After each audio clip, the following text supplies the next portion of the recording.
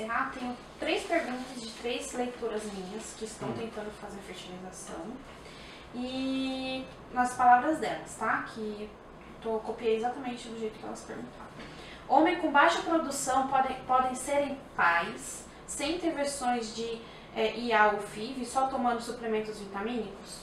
Há quem jure que sim, porém os médicos falam que não, porque a FIV e a IA são caras e assim eles ganham mais indicando o tratamento. Aí cai nessa que você tinha acabado de falar. A questão principal é essa. A gente tem muito pouco tratamento para fator masculino. A gente tem inúmeras causas que fazem o homem ter menos material, mas a gente não tem recurso terapêutico por meio de medicamento, cirurgia, seja lá o que for, para transformar um cara que tem um estudo do espermograma que dá infertilidade para um cara normal. Então a questão de vitaminas é importante para aqueles homens que têm uma quantidade limítrofe. Então você usar antioxidante, vitamina E, vitamina C, faz com que você diminua a fragmentação do DNA do espermatozoide e você melhore a qualidade. Então é possível o que ela está perguntando, desde que o cara tenha, como eu falei no início, um material limítrofe. Agora, o que conta? O que conta é o tempo em que esse casal está tentando, desde que ela não tenha nenhum problema, e esse objetivo não tenha sido alcançado. Por quê? Porque ela nasce com um número fixo de óvulos, em torno de 400 mil óvulos. Com 35 anos, ela tem 12% da quantidade que ela nasceu, em torno de 16 mil. Com 40, ela tem 3%, 9 mil óvulos. Então, o que acontece? Ela não pode ficar olhando para o homem e esquecer que todo sucesso está ligado a ela.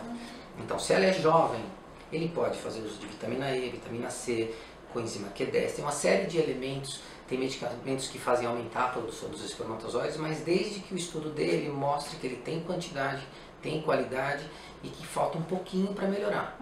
Agora, normalmente, para fatores masculinos mais graves, não tem solução. Resumindo, a vitamina é para dar empurrão. Se o material do cara for um material que o médico fala, olha, tá razoável, mas...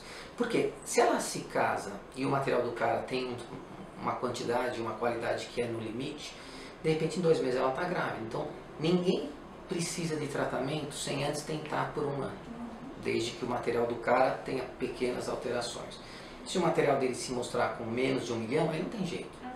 Então, basicamente, precisa ver qual é a qualidade e a quantidade. Aí talvez caiba fazer um tratamento clínico para ver se consegue atingir a gravidez e oferecer tempo para isso. Certo, medicamentos mesmo, não fitoterápicos, mas medicamentos mesmo. Medicamentos mesmo para induzir a produção de espermatozoides no homem, você tem inibidores da aromatase, que é um medicamento que inibe a conversão de hormônio masculino em feminino, que é usado também nas mulheres.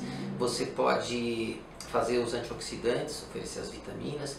Você pode usar o próprio hormônio da gravidez, que é o HCG, que existe já industrializado para estimular a produção de espermatozoide.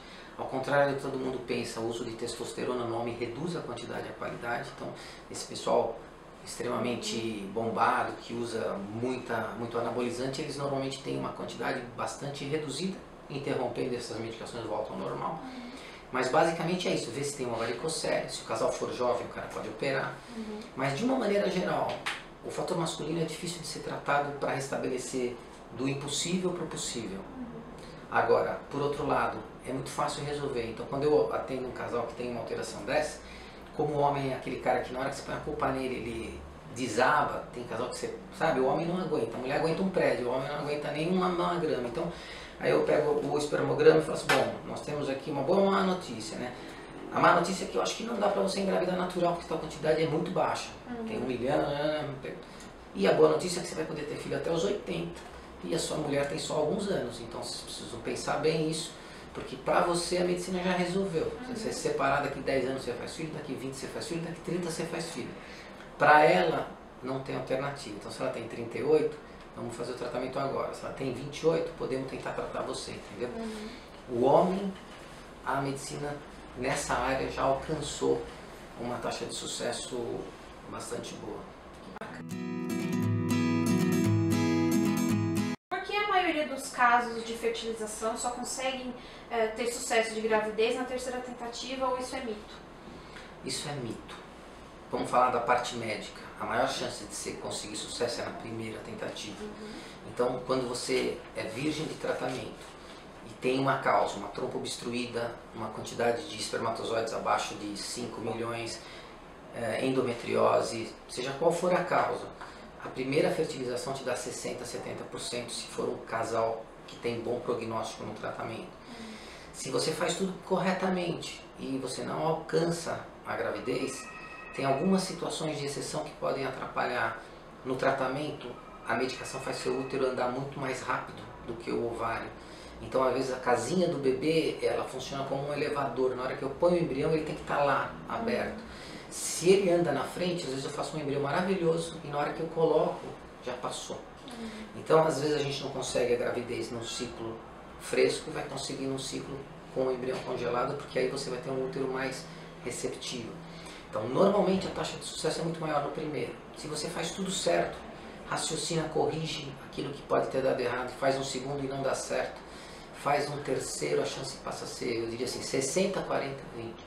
E se você vem comigo e fala, doutor, fiz 3 tratamentos, e eu olho, vejo que o profissional é alguém que eu respeito, vejo que o laboratório é um bom laboratório, vejo que tudo foi feito dentro do que seria possível fazer, aí o prognóstico é muito, muito pior. Agora, o que todo mundo ouve falar? Que se você pegar a estatística, você tem 50%, 60%, primeira vez não deu certo, segunda vez não deu certo, 3 tentativas é como mandar um cara bater o pênalti 3 vezes. A chance dele acertar vai ser 100% se ele é um bom batedor. Né? Pode errar a primeira, mas não vai errar as 3. Então, depois de 3, aí você analisa aquele casal como difícil, como com menor chance de conseguir sucesso. Mas certamente a melhor chance está na primeira tentativa. Como é feita quando a mulher é ligada, ou no caso não tem as trompas, e o homem é vasectomizado? Acho que você já respondeu, mas só para ficar mais quando você tem um fator mecânico, né, você não tem como o espermatozoide chegar até o óvulo, aí você precisa recorrer a alta complexidade, que é a fertilização in vitro. O homem, se o casal for jovem, se tiver poucos anos de vasectomia, ele pode reverter a vasectomia, esperar um ano, ver se a qualidade do material dele foi restabelecida e de repente ele faz a gravidez em casa. Mas de uma forma geral, analisando a idade da mulher, analisando o tempo de vasectomia, a fertilização pode ser feita aspirando o material masculino da vesícula seminal. Você colhe um espermatozoide imaturo, mas ele tem a mesma taxa de sucesso, a taxa é muito alta.